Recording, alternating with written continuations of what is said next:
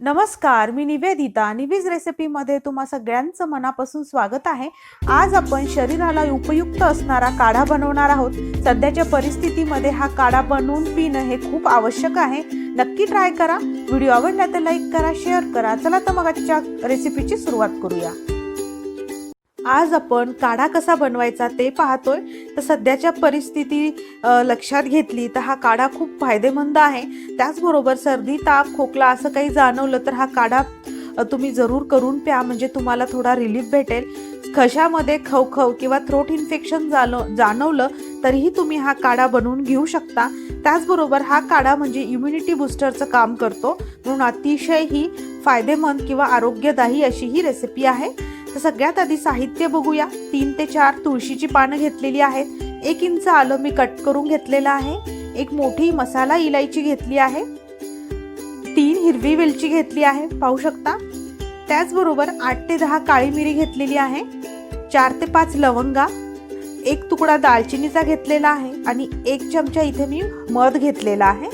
तर सगळ्यात आधी आपल्याला हे सगळे जे मसाले आहेत हे सगळे खलबत्त्यामध्ये आपल्याला ओबडधोबड असे कुटून घ्यायचे आहेत. आता मी हे सगळे मसाले खलबत्त्यात टाकते आणि त्याला हाफ क्रश करून घेते.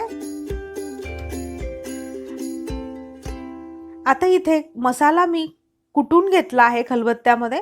तर एक पातेलं गरम करत ठेवलंय गॅसवर, तर त्यामध्ये 1.5 कप पाणी टाकत आहे मी. आता आपण जो कुटून घेतलेला मसाला आहे तो ह्या पाण्यामध्ये टाकूया. तुम्ही ह्या पाण्यामध्ये लिंबाचं जे साल असतं ते खिसून पण टाकू शकता. तेजपत्ता सुद्धा तुम्ही ह्या पाण्यामध्ये टाकू शकता.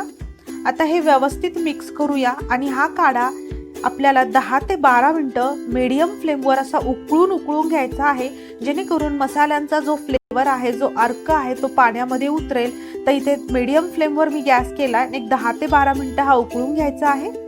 जर तुम्हाला हा काढा असाच प्यावा वाटत नसेल तर तुम्ही गूळ पण टाकू शकता ह्या पाण्यामध्ये, पण इथे मी मधाचा वापर केलेला आहे. तर तो सगळ्यात शेवटी आपण हनीचा यूज करणार आहोत, त्यामुळे मी इथे गुळाचा वापर केला नाहीये. जर तुमच्याकडे हनी नसेल तर तुम्ही गुळाचा वापर पण करू शकता.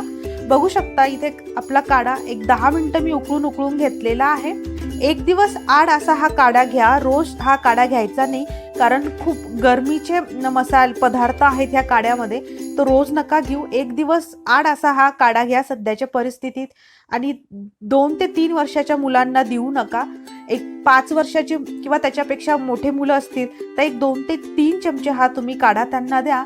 तर इथे आपला हा काढा व्यवस्थित उकळून घेतलाय. तर एका कपामध्ये आपण हा सर्व करूया. जसं की मी सांगितलं, थोडासा गोड हवा असेल तर तुम्ही गूळ टाकू शकता, पण मी इथे 1 चमचा हनी टाकत आहे आणि हा व्यवस्थित मिक्स करून घेऊया. इथे आपला आरोग्यदायी असा काढा बनून बिलकुल तयार आहे. नक्की करा ही रेसिपी. आवडली तर लाईक करा, शेअर करा. Thank you for watching. Please like, share and subscribe and also press the bell button.